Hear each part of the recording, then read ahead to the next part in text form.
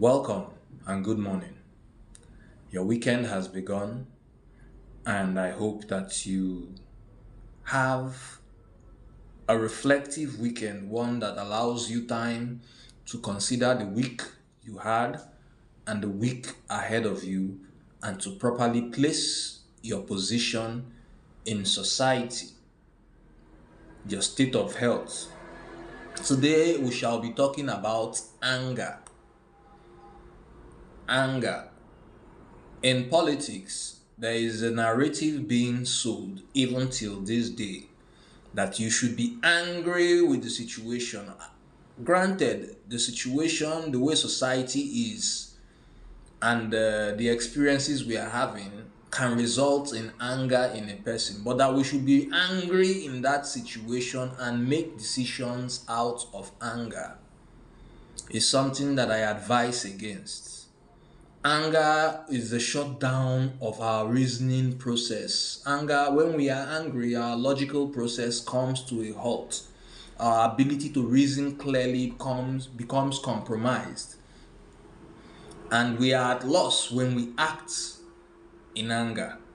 So the question is, if acting in anger will result in multiple mistakes in our personal lives, in our relationships, in everything that we do, we are advised not to act in anger. Yes, you can be offended by a situation. You may be upset by it, but you are advised in responding, do not react. By reacting, it means acting under the influence of anger.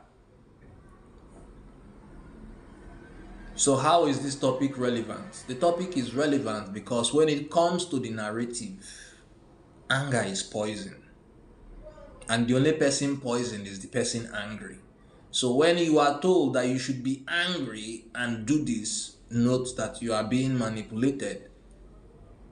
You may be upset with the situation. It is granted.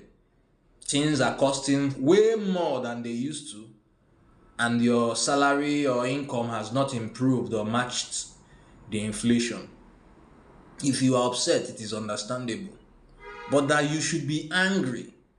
Anger means selling out your reason for a brief moment of satisfaction, a brief moment to act like a wildling, a brief moment to brood on vengeance, to act on a brooded vengeance, to retaliate. Is that the mindset you wish to take with you to the ballot? It is a dangerous mindset.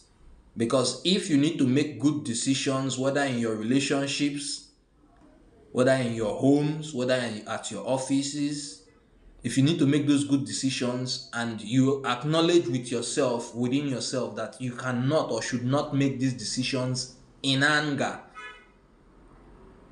then I assure you, making decision as to who to vote to become your president, your governor, your legislative representative, both at the national and state houses of assembly,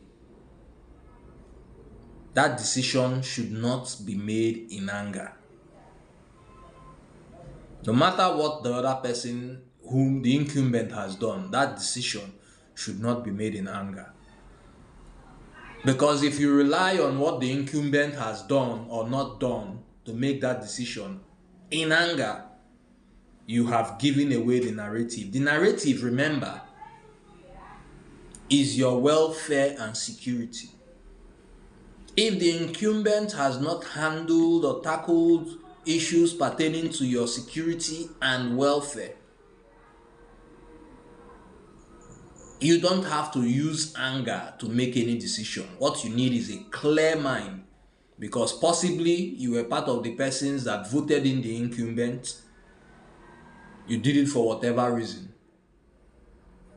Now, an emotionally excited state is not the best state to make another decision for another person. You're not just voting out the person that is being voted out. In fact, he's not being voted out. Someone else is being voted in.